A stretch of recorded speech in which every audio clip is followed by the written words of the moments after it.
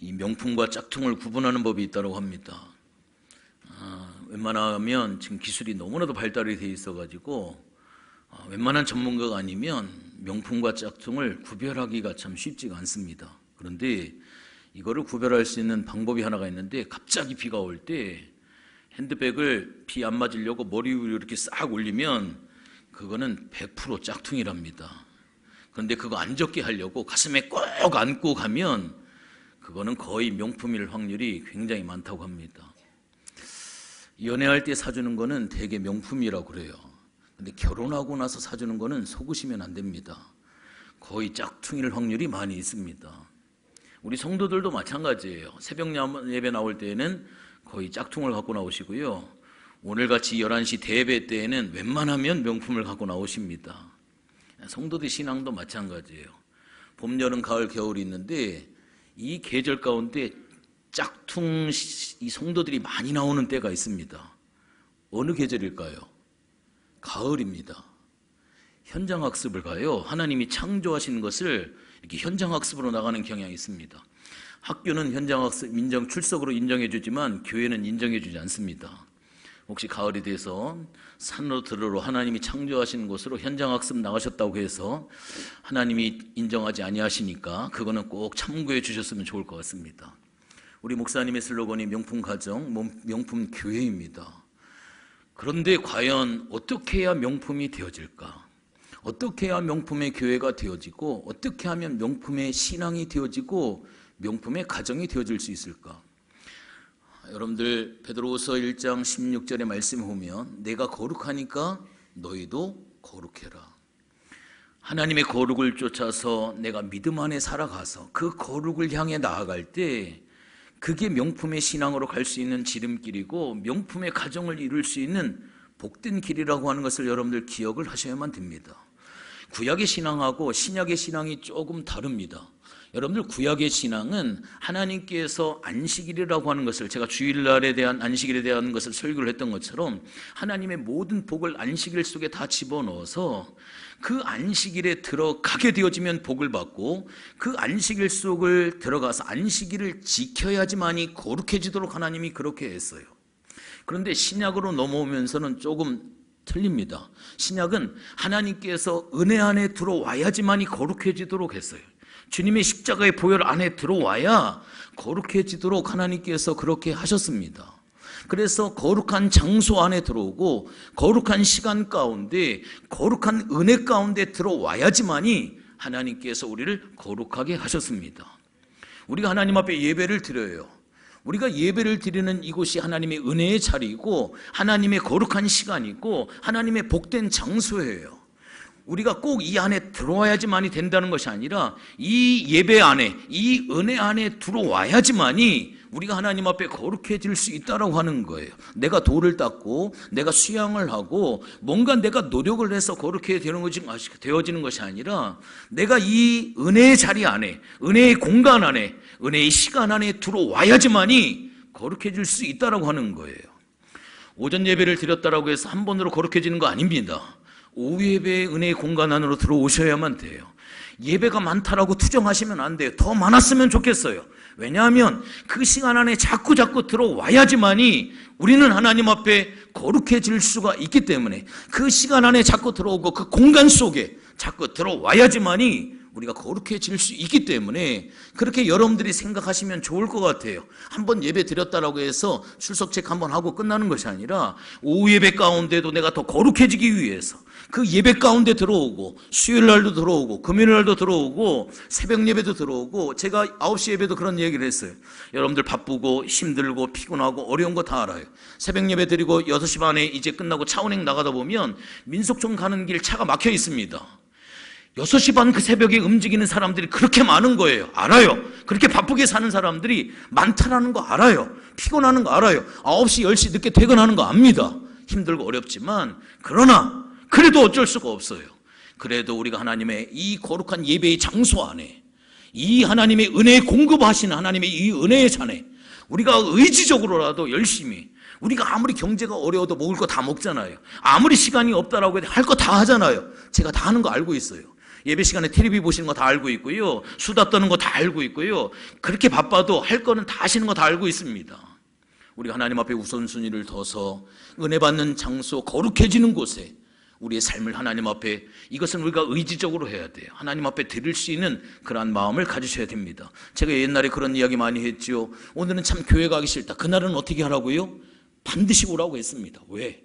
사단은 내가 오늘 교회 가면 은혜 받을 것을 너무 알아서 나를 교회 못 가도록 여러 가지 핑계를 해요. 특별히 교회 가기 싫은 날이 있어요. 그때는 의지적으로 오면 은혜 받는 날이에요. 사단이 미리 알고 나로 하여금 교회 못 가게 만드는 날이기 때문에 그거를 뚫고 오시면 하나님 앞에 은혜가 되어지는 거예요. 이 영적인 원리를 알고 신앙생활을 해야지 흘러가는 대로, 닥치는 대로, 되는 대로, 내 기분대로, 내 양식대로, 좀 이따 설명을 하겠습니다만 그렇게 해가지고는 신앙이 성장이 되어지지가 않습니다. 오늘은 조금 어려운 설교를 좀 하려고 해요. 여러분들이 좀 잘 이해를 했으면 좋을 것 같습니다. 제가 참 여러 가지 긴장된 마음이 있어요. 성령께서 여러분들의 마음에 감동하시고 깨닫는 은혜를 주셔서 오늘 이 말씀이 여러분들이 좀 깨달아지는 그런 시간이 되어졌으면 참 좋겠습니다. 예배 마치고 나서 집에 갔더니 명품 짝퉁만 생각나시면 안 돼요. 제가 그거 머릿속에 남으라고 이야기하는 거 아니에요. 이제 시동을 걸려고 하니까 여러분들의 마음을 열게 하기 위해서 말씀을 드리는 것 뿐이지 그거는 별로 중요한 게 아니에요. 짝퉁이라고 하면 명품 안 되면 되니까 그거는 중요한 것이 아닙니다. 이스라엘 백성들은 1년에 3번 절기를 맞이해서 하나님의 성전을 찾았습니다. 첫 번째 절기가 유월절이라고 하는 절기예요. 그 다음에 두 번째 절기가 7.7절 오순절이라고 하고요. 그 다음에 세 번째 절기가 초막절, 장막절, 수장절이라고 하기도 해요. 이스라엘 백성들은 7대 절기라고 하는 것이 있습니다. 이 절기를 통해 하나님 앞에 감사를 하는 거예요. 이스라엘 백성들이 광야 40년이라고 하는 기간 동안을 살면서 그들이 실패하게 된 이유가 바로 뭐예요? 감사하지 아니하고 원망하고 불평함으로 말미암아 이 광야 1세대들이 광야에서 다 죽어버리고 말았습니다. 그 사람들 탓할 거 아니에요. 우리들의 일상의 삶을 살펴보면 감사는 한 가지고 입을 열면 불평이고 원망입니다. 못 살겠다, 죽겠다, 짜증이 난다, 열받는다. 다 그게 우리의 마음속에 있는 게 다 나오는 거예요. 그래서 하나님께서는 순간순간마다 1년의 절기를 7가지를 두어서 매번 하나님 앞에 나와서 뭐를 하게 하기 위해서, 감사를 회복하게 하기 위해서 하나님이 절기를 주시는 거예요. 그런데 이 절기는 7가지 단계로 되어 있지만 이게 신앙의 단계하고 너무나도 정확하게 맞습니다. 과연 여러분들의 신앙이 6월절에 머물러 있는지, 초실절로 올라갔는지, 무교절, 여러분들이 나팔절로 올라가 있는지, 그 다음에 초막절로 올라가 있는지, 여러분들이 지금 처해져 있는 신앙의 단계를 한번 확인하는 거, 이거 굉장히 중요한 거예요. 절기에 대한 부분은 우리가 설교를 많이 안 듣기 때문에 이스라엘의 절기에 대해서 잘 모릅니다. 여러분들 6월절이라고 하는 것은 이스라엘 백성들이 그 애굽에서 종살이 했던 것이 거기에서 건진받은 것을 기념해서 6월절을 드리는 거예요. 영적인 의미로 예수의 십자가의 보혈로 말미암아 죄와 사망 가운데서 건진받은 것을 우리가 구원받은 은혜의 감격함으로 드리는 게 6월절이에요. 6월절을 드리고 그 다음 날서부터 일주일 동안을 무교절이라고 이야기를 하는 거예요. 니산월 1월 14일, 1월 14일 유대인의 달력으로는 1월 14일이 6월절이고 1월 15일서부터 일주일이라고 하는 기간을 무교병을 먹는다라고 해서 무교절이라고 이야기를 하는 거예요. 이 무교절에는 뭐냐면 6월절은 예수님이 십자가에 죽는 것이고요. 무교절이라고 하는 것은 내가 주님의 십자가, 내가 주님 앞에 내가 십자가에서 죽는 거예요. 그리고 이 무교병을 먹으면서 무교병 대신 예수 그리스도가 나의 양식이고 나의 공급이라고 하는 사실, 주님으로부터 공급받는 게 바로 무교절이라고 하는 거예요. 이것을 통해서 77절이라고 해가지고 49일이 지나고 나서 오순절이 되어질 때 77절은 처음으로 보리수확을 해서 열매를 맺는 거예요. 내가 하나님 앞에 열매의 삶을 드리는 거예요. 내가 거듭남에 대한 확신을 하나님 앞에 갖는 거예요. 예수를 믿기 전에는 이렇게 했는데 예수를 믿고 난 다음서부터 내가 이렇게 산다라고 하는 그 거듭남에 대한 분명한 확신을 갖는 게 초실절이에요. 그 다음에 오순절이라고 하는 것은 성령의 역사를 통해 교회가 탄생이 되어진 거예요. 성령을 사모하셔야만 됩니다. 그리고 나서 나팔절이에요. 나팔절은 내가 하나님의 은혜를 받고 복음을 받았기 때문에 나팔을 부는 것처럼 하나님 앞에 복음자, 하나님 앞에 전도자로 살아가는 거예요. 그 다음에 대속제일이에요. 이 대제사장이 피를 가지고 지성소 안에 들어가서 하나님 앞에 모든 백성의 죄를 하나님 앞에 온전히 고하는 것처럼 내 신앙이 하나님 앞에 성전들도 아니고 성소도 아니고 지성소로 들어가는 신앙의 삶을 이야기를 하는 거예요. 그 다음에 마지막으로 초막절, 장막절, 수장절이라고 하는 것이 있는데 오늘날 우리 교회로 따지면 추수감사절이에요. 모든 것에 수확을 하고 하나님 앞에 감사를 드리는데 특별히 이스라엘 백성들이 광야에서 초막을 짓고 살았기 때문에 그 유대인들은 식구들이 그 광야에 나가서 거기다 텐트를 치고 일주일 동안 생활을 하는 거예요. 가족들 모두가 다 나가는 거예요. 초막절은 무엇을 이야기하냐면 교회 생활을 이야기를 하는 거예요. 그래서 모든 성도들이 어떻게 교회 생활을 하느냐. 그래서 이 절기는 굉장히 중요합니다. 유월절 너에게 예수의 피의 복음이 있느냐라고 하는 거예요. 오순절 너에게 성령의 역사가 있느냐라고 하는 거예요. 너에게 장막절 너의 교회 생활은 어떠냐라고 하는 거예요. 이게 절기를 통해서 점검이 돼야 되는 거예요. 신앙의 성숙이 유월절만 머물지 말고 여러분들 신앙의 성숙이 정말로 위로 자꾸만 올라가는 그러한 성도의 삶을 여러분들이 살아가셔야만 됩니다. 그래서 오늘은 여러분들에게 유월절을 좀 말씀을 드리려고 해요. 무교절 가장 기본적인 것을 여러분들에게 말씀을 드리고 다음 주에 목사님이 퇴원 안 하시면 제가 77절에 대해서 오순절에 대해서 말씀을 드리고 그 다음 주에 혹시 목사님이 퇴원 안 하시면 제가 초막절, 장막절, 수장절에 대해서 이스라엘 백성들이 지키는 이 세 가지 절기 이거를 여러분들 상호함으로 들으시면 여러분들이 신앙의 위치와 앞으로 가야 될 삶의 방향을 정확하게 잘 발견할 수가 있습니다. 좀 어려워도 오늘 말씀을 잘 귀 기울여 주시고 오늘 소화를 잘 해주셨으면 참 감사하겠습니다. 하나님의 계획이 있습니다. 하나님께서 우리를 하나님의 자녀로 삼아주시고 이 땅의 주인 상속자로 살아가게 할 계획을 하나님은 가지고 계셔요. 여러분들이 자녀를 낳아서 그 자녀가 그냥 방치된 대로 살기를 원치 않잖아요. 그 아들이 어떠한 삶을 살아가기를 여러분들 나름대로 욕심과 계획을 가지고 있잖아요. 그래서 최선을 다해서 허리띠 졸라매고 학원도 보내고 여러 가지도 가르치고 정말로 행복한 삶을 살기 위한 계획을 가지고 있잖아요. 하나님도 마찬가지예요. 하나님께서는 우리에게 하나님의 씨를 우리들 속에 집어넣어 주셨습니다. 다른 말로 이야기를 하면 하나님의 DNA를 집어넣어 주셨어요. 하나님의 형상을 따라서 우리를 창조했다라고 하는 것은 하나님의 씨, 하나님의 DNA, 하나님의 생명을 하나님께서 우리에게 집어넣어 주셨어요. 그리고 이 모든 것들을 다스리고 통치하라라고 하는 하나님께서 우리에게 이 세상을 다스릴 수 있는 권세라고 하는 것을 하나님께 주셨어요. 여러분들에게는 하나님의 권세가 있습니다. 제발 이것 좀 알았으면 좋겠어요. 여러분들이 하나님의 권세가 있어요. 하나님의 놀라운 권세. 기도하면 사단이 쫓아가 나오고 기도하면 병이 치유가 되어지고 선포하면 하나님의 역사가 이루어질 수 있는 이 권세가 하나님께서 여러분들에게 부어주셨습니다. 그래서 하나님께서는 우리를 통하여서 사단이 지배하고 있는, 사단이 역사하고 있는 이 세상의 나라가 여러분들이 가지고 있는 그 DNA 생명, 하나님의 통치권을 통하여서 하나님은 이 땅이 하나님의 나라가 되어지기를 하나님은 원하시는 거예요. 그러나 이 아담과 하와의 범죄로 말미암아 하나님의 형상이 완전히 깨어져 버리고 말았습니다. 그리고 하나님께서 우리에게 부여해 주신 이 통치권을 잃어버리고 말았어요. 그러나 우리 하나님께서 예수 그리스도를 이 땅에 보내주시고 대속제물이 되게 하여 주심으로 말미암아 그 권세를 다시금 우리에게 회복을 하게 해 주셨고 그것을 통해서 하나님의 나라를 이룰 수 있도록 하나님이 예수님께서 길을 열어주셨기 때문에 예수님이 복음이 되는 거예요. 이게 바로 무엇이냐면 이게 바로 구원의 역사라고 하는 그러한 사실입니다. 우리 예수님께서 우리들에게 죄와 사망에서 온전히 건진바 되어진 거예요. 여러분들 다른 것은 다 할 수 있지만 하지 못하는 게 두 가지예요. 죄 문제는 해결할 수가 없습니다. 성철 스님도 이 문제는 도저히 해결하지 못해서 마지막 죽을 때 내 죄가 수미산 가서 난 지옥에 간다고 하면서 그분이 죽으셨어요. 불교계에서는 이것을 이야기하지 않지만 그렇게 했습니다. 사망의 문제, 김일성 죽었잖아요. 정주영 씨 죽었잖아요. 다 죽었어요. 죄와 사망의 문제는 이 땅에 어떤 권력을 가지고 있어도 이 문제는 해결할 수가 없어요. 그러나 예수님께서 이 땅에 오셔서 이 죄와 사망의 문제를 해결해 주셨다고 하는 거예요. 이처럼 정확한 복음이 어디가 있겠습니까? 이 놀라운 복음이 과연 어디 있겠느냐라고 하는 거예요. 하나님이 창조하실 때 이 세상은 보기에 심히 좋았더라고 이야기를 하고 있습니다. 그러나 지금 이 세상을 바라볼 때 보기에 심히 악한 세대가 되어져 버리고 말았습니다. 정의는 사라져버렸고요. 부조리는 창궐하고요.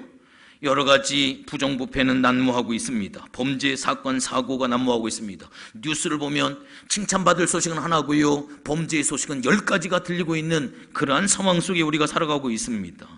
도대체 언제부터 이런 비극적인 그러한 삶이 과연 시작이 되어졌을까? 로마서 3장 23절에 보면 모든 사람이 죄를 범하였음에 하나님의 영광에 이르지 못한다라고 이야기를 하고 있습니다. 어느 누구만이 아니에요. 모든 사람이, 여기 있는 모든 사람들이 다 죄를 범했다라고 이야기를 하고 있습니다. 로마서 6장 23절에 보면 죄의 삭은 사망이라고 이야기를 하고 있습니다. 히브리서 9장 27절의 말씀에 보면 한 번 죽는 것은 사람에게 정하신 바이지만 우리가 죄로 말미암아 죽는 것으로 끝나지 아니하고 그 후에는 반드시 뭐가 있느냐? 그 후에는 반드시 심판이 있다라고 이야기를 하고 있습니다. 그러나 우리는 절망할 이유가 없습니다. 요한복음 1장 12절에 보면 영접하는 자 곧 그 이름을 믿는 자들에게는 하나님의 자녀가 되는 권세를 주셨다라고 이야기를 하고 있습니다. 요한복음 14장 6절의 말씀에 보면 나는 곧 길이요 진리요 생명이니 나로 말미암지 않고는 아버지께로 올 자가 없다라고 이야기를 하고 있습니다. 요한복음 5장 24절에 보면 내가 진실로 진실로 너에게 이르노니 내 말을 듣고 나 보내신 이를 믿는 자는 영생을 얻었고 심판에 이르지 아니하느니 사망에서 생명으로 옮겼다라고 분명히 선언을 하고 있습니다. 죄와 사망에 묵혀있던 우리들이 예수 그리스도로 말미암아 영생을 얻고 사망에 이르지 아니하고 심판에 이르지 아니하고 영원한 생명 가운데 우리에게 허락해 주셨다라고 하는 거예요. 예수 그리스도 안에 진정한 복음의 역사가 있습니다. 그래서 복음의 주제는 하나님의 나라이지만 복음의 내용이라고 하는 것은 예수 그리스도예요. 예수 그리스도가 복음의 내용입니다. 우리가 이 예수를 안다라고 하는 거, 이거는 어마어마한 일이에요. 예수님이 나의 구주가 되시고 예수의 십자가의 보혈로 말미암아 이 죄와 사망의 문제가 해결되어졌다라고 하는 거, 모르는 사람은 그게 뭔지는 모르겠지만 아는 사람은 너무너무 기가 막힌 거예요. 예수의 십자가만 생각하면 감격이 되고요, 주님의 은혜만 생각하면 세상의 어떤 것도 채울 수 없는 감격과 감사와 은혜가 바로 그 주님의 십자가의 보혈 안에 있게 되어지는 겁니다.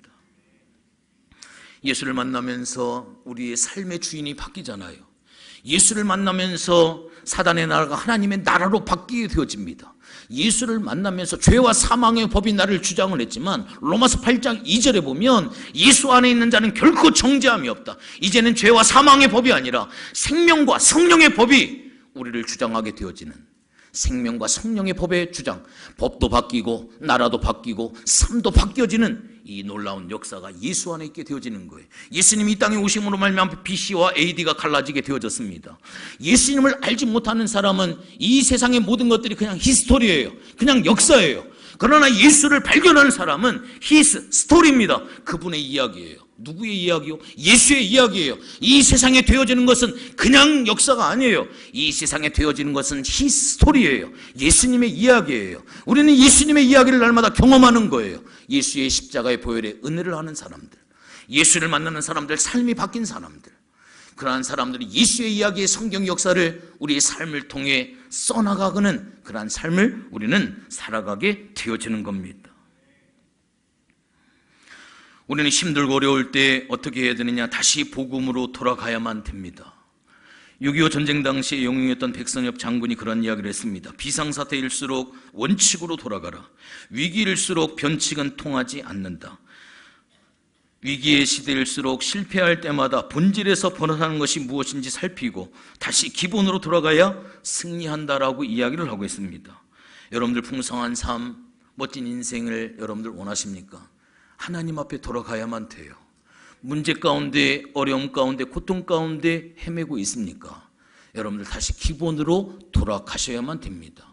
우리가 이 세상에 실패하고 이 세상에 좌절하고 어려움을 당하는 수없이 많은 이유에 보여지는 면은 내가 물질 관리 못하고 내가 관계 잘 못하고 내가 열심히 일하지 아니하고 이게 원인이 되는 건 맞는 이야기예요. 그게 아니라고 이야기는 할 수는 없습니다. 그러나 그 이면 속에 죄와 사망의 권세를 부여잡고 있는 이 사단의 역사로 말미암아 수많은 아픔과 어려움 속에 있게 되어지는 거예요. 그러나 예수 그리스도를 통해 이 죄와 사망을 갖고 있었던 이 사단의 권세를 깨뜨리시고 예수님께서 우리에게 생명을 주셨기 때문에 그 주님 안에 있으면 어떠한 어려운 상황, 어떠한 곤비한 상황이 일다 할지라도 그 문제는 반드시 해결되게 되어져 있습니다. 어떠한 사람이라 할지라도 예수의 복음 안에 온전히 돌아오기만 하면 완전히 변화되고 새로워질 수 있는 은혜가 있음을 여러분들 꼭 기억을 하셔야만 됩니다. 예수 그리스도는 죄인들에게 복음이고요, 문제를 푸는 키가 되어줄 수가 있습니다. 예수 안에 보장된 약속을 여러분들이 보셔야만 됩니다. 그 속에 하나님의 능력과 권능이 있습니다. 우리가 지금 마지막 시대를 살아가고 있습니다. 이때 우리는 다시금 하나님 앞에 어떻게 해야 되느냐? 말씀과 기도의 이 원칙 속에 다시 돌아가야만 돼요. 여러분들 배가 있는데 이 배가 그 가장 아래에 물을 채워가지고 이게 균형을 이루는 것이 있어요. 이거를 밸러스트라고 이렇게 이야기를 해요. 그래서 100이라고 하는 무게를 감당하는 배면 밑에 그 비율은 잘 모르겠습니다. 한 300이라고 하는 물을 채우고 나머지 윗부분에 사람과 물건 700을 채워서 이게 운행을 하도록 이렇게 되어져 있습니다. 이번에 세월호 사건이 바로 뭐예요? 물건을 더 실기 위해서 이 배의 밸런스를 맞출 수 있는 물의 양을 빼버린 거예요. 300인데 200으로 빼버리고 위에 700만 해야 되는데 800으로 채워버린 거예요. 순풍일 때는 표시 안 납니다. 잔잔할 때는 아무런 문제가 없어요. 그러다가 풍랑이 인다든지 갑자기 회전을 한다든지 하게 되어져서 배가 기울어졌을 때 원래 밸러스트를 통해 다시 원위치로 복귀를 해야 되는데 이 밸러스트가 깨져버렸기 때문에 휘어졌을 때 그냥 원상태가 되지 못하고 넘어져 버린 거예요. 그래서 침몰이 되어질 수밖에 없고 많은 생명이 앗아가는 그런 아픔을 우리가 경험하게 되어진 겁니다. 여러분들 신앙의 내면의 밸런스를 잘 유지하셔야만 됩니다. 앞으로 어떻게 될지 몰라요. 여러분들 말씀과 신앙 안에 여러분들의 신앙의 내면의 밸런스를 잘 유지해서 어떠한 상황, 어떤 고난 상황이 온다 할지라도 흔들릴 수는 있어요. 그러나 넘어지셔는 안 됩니다. 다시 하나님의 말씀으로 돌아와서 이 마지막 시대에 승리할 수 있는 여러분들 꼭 되어주시기를 주님의 이름으로 축원을 드리겠습니다. 사도 바울이 그렇게 고백하잖아요. 주는 그리스도시요 살아계신 하나님의 아들이십니다. 복음의 두 기둥이 있습니다. 하나는 그리스도라고 하는 이 말씀이에요. 기름 부음 받은 자라고 하는, 또 하나는 하나님의 아들이라고 하는 거예요. 하나님의 아들이라고 하는 것은 바로 하나님의 씨, 하나님의 생명을 이야기를 하는 거예요. 그래서 우리가 이 하나님의 아들이라고 하는 이 생명의 씨를 통하여 생육하고 번성하는 거예요. 예수를 알지 못하는 사람들에게 하나님의 복음을 전해야 될 생육하고 번성할 사명이 우리들 속에 있는 겁니다.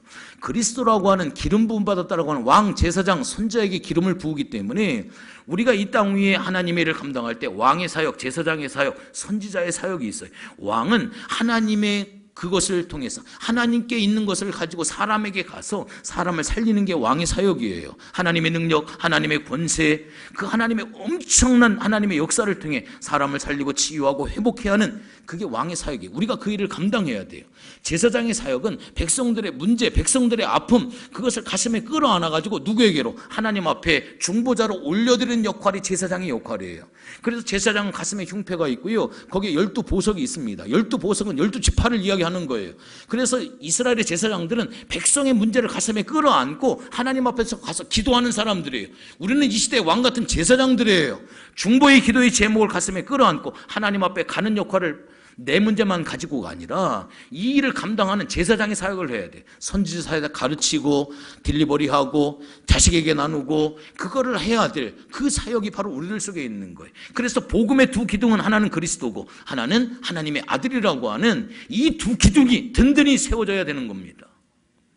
그 베드로에게 예수님께서 뭐라고 말씀을 하셔요? 이것은 네 머리로 아는 게 아니라 하나님께서 가르쳐줬기 때문에 아는 것이다. 내가 너에게 천국 열쇠를 줄 테니까 이 천국 열쇠를 가지고 이 땅에서 매면 하늘에서도 매일 것이고 이 땅에서 풀면 하늘에서도 풀릴 것이다 라고 이야기를 하고 있습니다. 여러분들 오늘 베드로만 천국 열쇠를 가진 게 아니에요. 하나님께서 오늘 우리들에게 천국 열쇠를 주셨습니다. 이 천국 열쇠를 가지고 여러분들 이 땅을 풀으셔야만 돼요. 여러분들 이 교회를 풀으셔야만 돼요. 이 천국 열쇠를 가지고 여러분들 가정 속에 들어가서 여러분들 가정을 풀으셔야만 됩니다. 그게 하나님께서 우리에게 주신 사명이에요. 하나님께서 여러분들에게 내가 너에게 천국 열쇠를 줄 테니까 너희가 이 천국 열쇠를 가지고 가정으로 들어가서 교회 속에 들어가서 이 민족 속에 들어가서 직장 속에 들어가서 자꾸 풀어라 이거예요. 매지 말고 자꾸 풀어서 그곳이 천국이 될 수 있도록 만들어야 될 사명이 누구에게 있다? 바로 나에게 있다 라고 하는 그러한 사실입니다. 오늘 유교절에 대해서 여러분들에게 좀 말씀을 드리려고 합니다. 이스라엘 백성들이 430년 애굽에 종살이한 후에 모세를 통해서 장자의 죽음으로 장자의 죽음이 있는 10번째 재앙이 있었죠. 그때 양을 잡고 그 피를 어떻게 해요?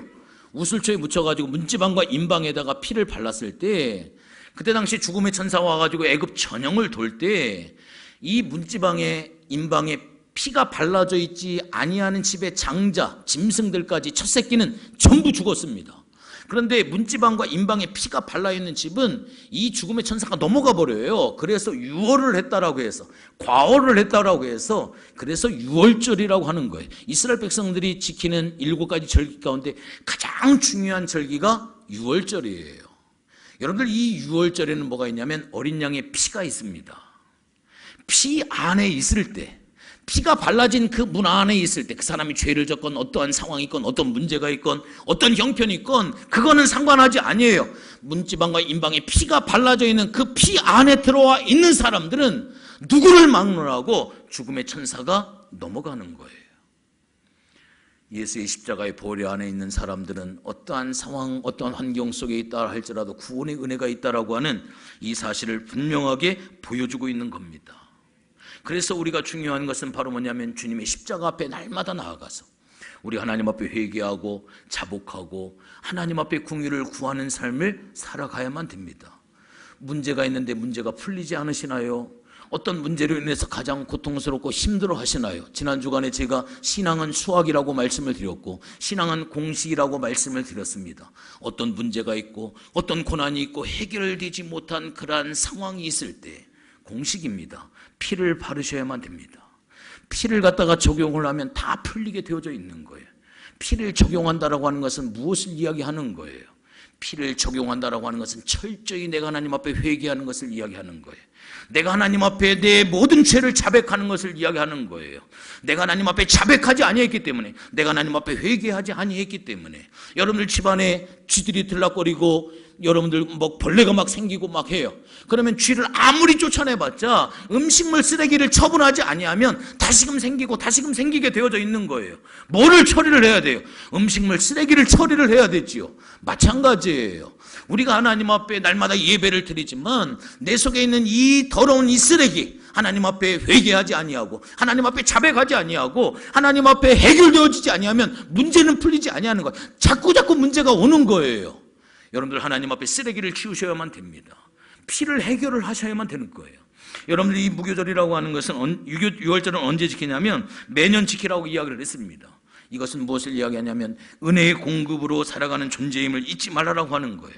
여러분들, 우리는 육신은 음식을 공급받고 살아갑니다. 우리의 영혼은 어떨까요? 하나님의 말씀과 기도와 교제와 예배를 통하여서 영혼의 양식이 공급을 받아야만 됩니다. 그래서 여기 보면 이 유월절을 한 번만 드리는 것으로 끝나지 아니하고 유월절은 출애굽기의 말씀에 보면 매년 대대로 규례로 지켜라. 그렇게 해서 이스라엘 백성들이 지금 지키고 있는 거예요. 은혜의 공급이 차단되어지지 아니하도록 늘 예수님과의 교통이 우선순위에 둘 수 있는 그러한 삶을 사셔야만 돼요. 시편 51편에 보면 다윗의 기도가 나옵니다. 밧세바를 범하고 나단 선지자를 통해서 굉장히 책망을 받을 때 다윗이 하나님 앞에 가서 기도하는 거예요. 이 시편 51편 5절에 보면 내가 죄악 중에 출생을 했고 어머니가 죄 중에 나를 잉태를 했다라고 그렇게 고백을 하고 있습니다. 얼마나 하나님 앞에 괴로운지. 그러면서 10절의 말씀에 보면 하나님이여 내 안에 정직한 마음을 창조하시고 내 안에 정직한 영을 새롭게 하여 주시옵소서. 그러면서 11절에 놀라운 고백을 합니다. 나를 주 앞에서 쫓아내지 마시고 주의 성령을 내게서 거두지 마시옵소서. 하나님, 내 육신에 어떠한 이 건강을 하나님 거둬가셔도 나는 상관이 없고, 하나님 내게 있는 물질을 거둬가도 하나님 상관이 없고, 내 명예를 거둬가도 상관이 없고, 내 모든 것들을 거둬가도 상관이 없는데 하나님 하나는 거둬가지 마십시오. 그게 바로 뭐냐면 주의 성령을 내게서 거두지 마시옵소서. 하나님, 주님과의 이 교통이 끊어져 버리면 나는 절대로 살아갈 수가 없습니다. 다른 것은 다 끊어져도 하나님과의 교통이 끊어져 버리면 나는 절대로 살아갈 수가 없습니다. 다윗이 어떻게 이 기가 막힌 것을 알았을까? 주의 성령을 내게서 거두지 마시옵소서. 그래서 다윗은 위대하게 되는 거예요. 하나님과의 교통의 우선순위, 하나님의 은혜의 공급이 차단되어지지 아니하도록 주의 성령을 내게서 거두지 마시옵소서. 다윗은 그것을 안 사람이에요. 그래서 다윗은 참 위대한 사람이 되어줄 수가 있습니다. 그리고 여러분들 오늘 본문의 말씀 2절 말씀을 한번 보세요. 여호와께서 자기의 이름을 두시려고 택하신 곳에서 소와 양으로 내 하나님 여호와께 유월절의 제사를 드리고, 6절의 말씀을 한번 보세요. 오직 내 하나님 여호와께서 자기의 이름을 두시려고 택하신 곳에서. 7절을 보세요. 내 하나님 여호와께서 택하신 곳에서. 하나님 앞에 유월절 제사를 드리는데 아무 데서나 그냥 마음대로 제사를 드리지 아니하고 어디서요? 하나님이 택하신 곳에서. 우리가 아무 데서 예배 드릴 수도 있어요. 그래도 하나님이 택한 이 성전 하나님의 장소에서 예배를 드리기를 하나님이 원하시는 거예요. 인터넷 예배 드린다 그렇게 합리화하는 사람들 많이 있잖아요. 하나님은 어디든지 계시는 하나님이시다 라고 이야기할 수 있잖아요. 그럴 수 있어요. 그러나 중요한 것은 여기 성경에 보면 하나님이 택하시는 곳에서, 하나님이 정하신 곳에서 하나님 앞에 예배를 드리라고 하는 거예요. 이것은 바로 뭐냐면 기준점을 하나님 앞에 두라라고 하는 거예요. 나의 편리함대로, 나의 필요에 의해서 내가 원하는 방식으로 할 수 있지만 그것이 아니라 하나님의 말씀, 하나님의 정하신 원칙, 그것을 기준으로 해서 하나님 앞에 예배를 드리라고 이야기를 하고 있습니다. 우리가 구원받은 것은 굉장히 중요하게 생각하지만 구원받은 이후의 삶에 대해서 관리를 안 합니다. 죄송합니다. 여자분들 결혼하기 전까지는 관리 잘 하시지만 일단 결혼하고 애 낳고 난 다음에는 일단 넓어진 거 이제 잘 관리 안 하시는 분들이 있는데 참 노력을 해도 안 되는 부분이 있을 수는 있어요. 신앙도 참 똑같아요. 구원받는 것까지는 굉장히 노력을 많이 해요. 그러나 일단 구원받은 다음서부터 이후의 삶에 대해서는 전혀 관리를 안 해요. 구원받은 이후의 삶이 바로 뭐냐면 유월절의 삶이 되어지는 거예요. 하나님의 은혜가 공급이 되어질 수 있도록, 하나님의 말씀이 공급이 되어질 수 있도록, 하나님의 나라가 이 땅에 이루어지는 하나님의 중심의 복음이 되어질 수 있도록 우리가 하나님 앞에 그렇게 살아가야 돼요. 유월절 이후의 삶은 예수 안에 있는 삶이 되어야만 됩니다. 제 몸에 있는 장기 가운데 하나를 뚝 꺼내가지고 바깥에다 놓으면 조금 있으면 괴사가 되겠죠. 똑같아요. 주님의 몸 된 교회 안에 우리가 들어와 있어야 생명력이 있는 거예요. 이 공동체 안에 들어와야 그래야 살아나는, 살리는 생명의 역사가 있는 거예요. 떨어져 나가면 안 된다라고 하는 이 사실을 여러분들 아셔야만 됩니다. 무교절에 대해서 간단하게 좀 말씀을 드릴게요. 오늘 3절과 4절 무교절에 대해서 이야기를 하고 있는데, 유월절은 우리의 죄를 위해서 예수님이 대신 십자가를 지심으로 말미암아 심판을 받으심으로 죄사함의 은혜를 경험하는 것이라고 한다면, 무교절이라고 하는 것은 유월절 다음 날부터 일주일 동안 지키는 이 무교절은 예수님을 양식으로, 음료로 공급받는 그러한 절기가 되어집니다. 내가 구원받기 전에는 누룩 있는 떡을 먹었어요. 내가 구원받기 전에는 죄와 더불어서 내가 살았습니다. 그러나 이제 내가 유월절의 은혜를 경험하고 난 뒤서부터는 이제는 누룩 없는 떡을 먹어야 돼요. 누룩 없는 떡이 바로 뭐냐면 예수 그리스도를 이야기를 하는 거예요.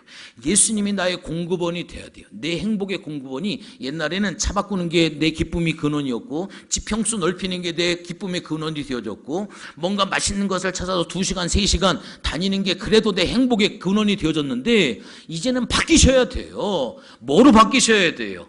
예수 그리스도가 나의 공급원이 돼야만 돼요. 이게 바로 뭐냐면 무교절의 은혜를 살아가는 그러한 삶이 되어지는 겁니다. 세상에 많은 사람들이 왜 하나님 앞에 받은 바 은혜에 대해서 이것을 유지를 못하느냐? 유월절의 은혜를 통해 은혜는 받았고 구원의 경험은 했어요. 그러나 무교절에서 실패를 하기 때문에 그렇습니다. 이 공급원을 바꿔야 되는데 이게 아직도 바뀌지 아니했어요. 그러다 보니까 은혜는 못 가는 거예요. 잔치가 이루어지지 아니하는 거예요. 우리 하나님 앞에 끊임없이 우리의 죄를 하나님 앞에 토해서, 누룩이 없다라고 하는 것은, 누룩은 죄를 상징하는, 누룩 없는 떡이라고 하는 것은 죄를 짓지 아니하는 그러한 삶을 살아가는 거예요. 그게 바로 뭐냐면 무교병을 지키는 거예요. 그래야지만이 이 은혜가 계속적으로 어떻게 되어지느냐? 끊치지 않은 거예요. 여러분들 부흥회 끝나고 나서 한 일주일 지나면 싹 없어지잖아요. 그죠? 저도 21일 금식하고 나가지고 일주일 되니까 금식한 거 다 없어지더라고요. 거기에서 하산할 때에는 세상을 정말로 멋있게 살 계획이 많이 있더라고요. 그런데 일주일 지나고 나니까 그게 잘 안 되더라고요. 여러분들 누룩을 제거하는 이 무교병을 먹는 삶을 의지적으로 노력을 하셔야 돼요. 그래야 잔치가 계속적으로 이루어지게 되어져 있습니다. 그래서 여러분들에게 권면을 드리는 거예요. 여러분들 구원의 은혜를 경험하고 난 다음에는 신앙의 훈련을 하셔야만 됩니다. 제자 훈련을 받으셔야 돼요. 말씀 공부를 하셔야만 돼요. 왜? 예수님이 나의 공급원이 되어주셨기 때문에 그 말씀을 자꾸 공급을 받으셔야 돼요. 예배를 통해 예배를 자주 들으셔서 설교를 통해 그나마 말씀을 공급받으셔야 되고, 여러분들 집에 가서 말씀을 읽으셔서 말씀을 공급받아야 되고, 제자 훈련을 통해서 끊임없이 하나님의 말씀을 공급을 받으셔야만 돼요. 그렇지 않으면 잔치는 빨리 끝나게 되어져 있습니다. 여러분들 교회 오실 때 여러분들 무엇을 보기 위해서 여러분들 교회를 오십니까? 여러분들 교회를 오실 때 무슨 기대를 가지고 여러분들 교회 예배에 참여를 하십니까? 여러분들 무엇 때문에 여러분들 마음이 상하시고 여러분들 무엇이 나를 만족을 시키고 있습니까? 우리의 신앙의 목표는 오직 예수 그리스도가 되어야만 됩니다. 거기는 사람도 아니에요. 여러분들 목사도 아닙니다. 여러분들 목장의 목자도 아니에요. 나를 굉장히 힘들게 하고 나를 굉장히 고통스럽게 하는 그 사람도 아니에요. 우리의 삶의 중심은 누가 되야 되냐? 예수가 되어야 됩니다. 그 예수 앞에 포커싱이 돼야 돼요. 그 예수 앞에 주목하는 그러한 삶이 돼야 되는 거예요. 이것을 이론으로만 듣지 마십시오. 여러분들 의지적으로, 이제 들은 말씀을 의지적으로 여러분들이 살아가셔야만 돼요. 일생을 살면서 세상의 온갖 쓰레기를 다 뒤집어 다니고는 다니는 사람들이 있습니다. 냄새나는 소문을 다 모아가지고 그것을 담아두는 더러운 쓰레기통을 자신의 인생을 위해 낭비하는 사람들이 있습니다. 그렇게 하지 마십시오. 주님을 바라보는데 여러분들 에너지를 쓰십시오. 주님께 집중하는 곳에 여러분들의 삶을 투자하십시오. 하나님께서 성경을 통해 8,000가지 이상을 약속을 하고 있습니다. 다른 거 부여잡지 말고 주님의 약속을 붙잡고 살아가는 그러한 삶이 되십시오. 그러면 여러분들의 인생은, 최고의 인생을 여러분들은 반드시 살아갈 수 있다라고 하는 겁니다. 우리 주님께서 6월절 무교절에 주신 3가지 보장이 있습니다. 첫 번째, 피 안에 있을 때 보호함을 받게 되어지는 거예요.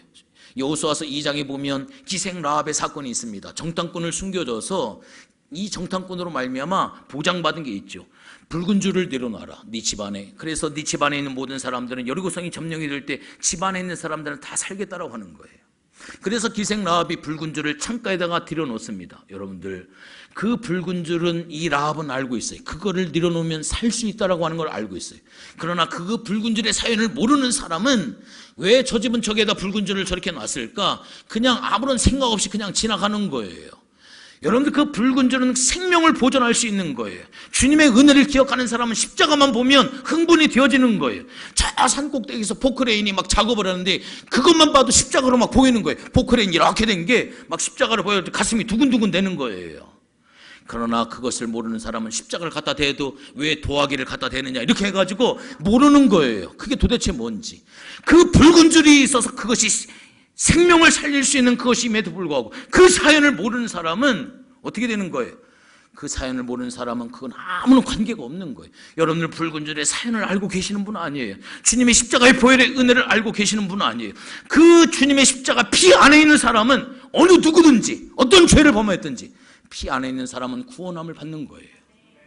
피 안에 있는 사람은 죄와 사망의 법에서 자유함이 있게 되어지는 거예요. 여러분들, 우리가 자동차를 타고 할 때 안전벨트도 안 하고 신호도 어기고 딱 갔는데 교통경찰이 하나가 있어요. 그러면 여러분들 어떻게 해요? 너무 당황스럽죠. 눈 안 맞추려고 옆으로 하고 뭔가 막 끄집어내려고 하고 그렇게 하죠. 그런데 만약 여러분들이 안전벨트도 잘 맸어요. 그리고 신호등도 잘 지켰어요. 그럼 일부러 교통경찰 앞으로 지나가시죠? 한번 보라고. 똑같은 거예요. 우리가 하나님 앞에 죄 가운데 살게 되어지면 사단이 우리를 잡고 있기 때문에 자유함이 없는 거예요. 그러나 예수의 십자가의 보혈 안에 있으면 당당한 거예요. 사단 한번 와봐라. 너의 쏘는 것이 어디 있느냐. 넉넉히 이길 수 있는 그 은혜가 있게 되어지는 겁니다. 누룩 없는 덩이신 예수님이 무교병이 되어서 우리 양식이 될 때 잔치 인생이 되어지는 거예요. 여러분들 가정주부들 집에 갔을 때 조미료 팡팡 집어넣고 방부제 있는 거 팡팡 집어넣어가지고 잘 드시오 하고 이렇게 주지요? 안 그렇습니다. 가능하면 무항생제 계란 조금 비싸도 그거 사시고요. 그 다음에 유기농 갖다가 조금 비싸도 그거 갖다 사시고요. 가능하면 소금 덜 넣고 가능하면 조미료 덜 넣어서 육수 내가지고 이렇게 해서 먹잖아요.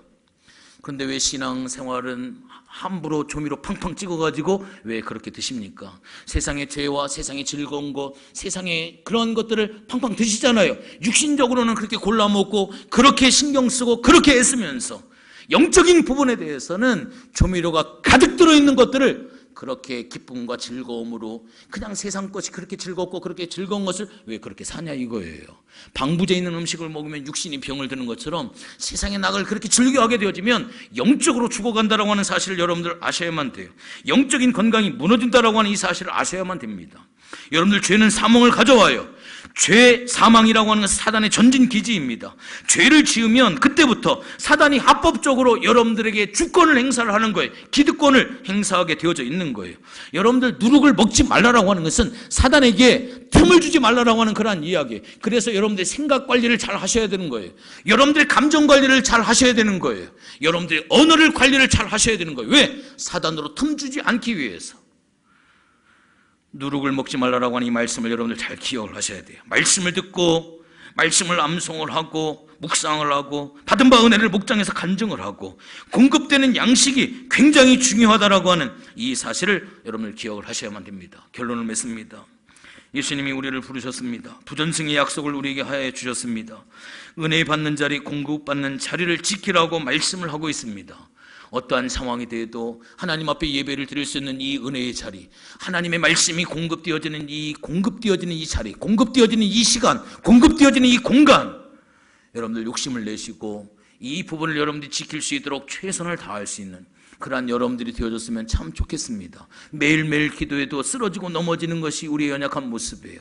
제 자신을 봐도 매일 새벽 예배를 드리고 매일 말씀을 전해도 저도 수도 없이 넘어지고 저도 수도 없이 깨지고 부서지고 참 그렇게 살아가는 제 인생의 모습을 볼 수가 있습니다. 은혜의 공급의 자리가 확보되어지지가 말씀의 공급이 끊어져 버리면 절대로 영적으로 살아갈 수가 없습니다. 영적인 긴장함, 분별력, 두려움과 떨림을 가지고 이제까지 이렇게 살아왔으니까 그냥 그렇게 살아가는 인생으로 그렇게 살지 마시고, 인생은 자꾸 우리가 리모델링 해가면서 영적인 부분은 작년, 올해 똑같이 그렇게 신앙생활 하지 마시고 여러분들 하나님 앞에 최선을 다해서 이 마지막 시대의 믿음의 신앙의 성숙을 이뤄서 6월절로 끝나지 마시고 이제 무교절까지 올라왔으면 이제는 초실절로 올라가고 이제는 우리가 하나님 앞에 오순절로 올라가고 나팔절로 올라가고 수장절, 초막절, 장막절로 하나님 앞에 온전히 올라갈 수 있는 그런 복된 성도의 삶이 꼭 되어지시기를 주님의 이름으로 축원을 드리겠습니다. 절기의 복음이 우리의 삶이 되게 하게 하시고 우리의 간증이 되어지게 하게 하시고 하나님 우리의 입술에 노래가 되게 하나님 도와주시옵소서. 우리 하나님께서 왜 이스라엘 백성들에게 절기를 지키라고 말씀을 하셨을까? 하나님, 주님의 이 마음을 하나님 우리가 온전히 깨닫게 하게 하시고 절기를 통해서 우리에게 주시는 이 복음의 원리, 이 복음의 은혜를 우리가 잘 기억해서 이 마지막 시대에 믿음으로 승리하는 하나님의 은혜의 공급의 자리, 하나님의 이 축복이 공급되어지는 이 귀한 자리를 우리가 놓치지 아니하고 이 마지막 시대의 사모함으로 하나님 앞에 나아가는 복된 성도의 삶이 되어질 수 있도록 하나님 도와주시옵소서. 우리 모든 성도들 복 주시고 특별히 담임 목사님의 영역을 강건하게 하게 하시고 하나님 회복하는 가운데 있습니다. 하나님께서 우리 목사님의 모든 몸의 힘줄, 신경, 호르몬 계통 모든 부분들이 하나님 완벽하게 하나님 회복되게 하게 하시고 이제까지 육신의 통증으로 인해 말씀을 전하는데 제한받았던 수없이 많은 시간들이 있었사오니 이제는 그 육신의 제한이 되지 말게 하게 하시고 하나님의 말씀이 마음껏 선포되어지는 우리 백향목 공동체 속에 제2의 영적인 하나님의 계절이 임하게 되어지는 놀라운 역사를 하나님 허락하여 주시옵소서. 감사를 드리며 예수님의 이름으로 기도했습니다. 아멘.